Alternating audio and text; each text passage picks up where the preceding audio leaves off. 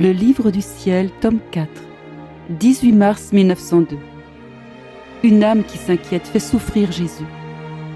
Ce matin, je me sentais inquiète à cause de l'absence de mon adorable Jésus. Au moment de la communion, dès que Jésus vint dans mon cœur, je me suis mise à dire des stupidités. Mon doux bien, il n'est pas question de demeurer calme lorsque tu ne viens pas. Lorsque tu me vois calme, tu en abuses et cela ne te donne même pas la pensée de venir. Par conséquent, il est nécessaire de faire des sottises, autrement on n'obtient aucun résultat. En m'entendant, Jésus remua dans mon intérieur et se fit voir en train de sourire. Comme il entendait mes sottises, il me dit « Toi, alors tu veux vraiment que je souffre, car tu sais que si tu es inquiète, je souffre davantage.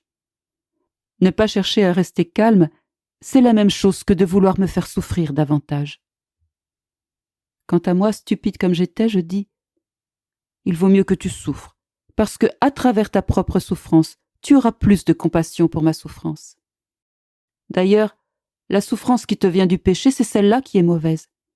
Il suffit que ce que tu souffres ne soit pas ce genre de souffrance. » Jésus répondit « Mais si je viens, tu me contrains à ne pas envoyer de châtiments alors qu'ils sont tellement nécessaires. Tu devrais donc te conformer à moi, en voulant ce que je veux. » Alors, me souvenant de ce que j'avais vu au cours des jours passés, je dis « De quel châtiment parles-tu? De ceux où tu veux faire mourir les gens? Fais-les mourir.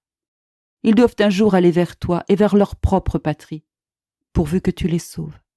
Ce que je veux, c'est que tu les libères des maux contagieux. » Le Seigneur ignora mes paroles et disparut.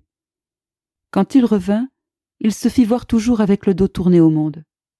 Malgré tous mes efforts, je n'ai pas réussi à le faire regarder dans la direction du monde.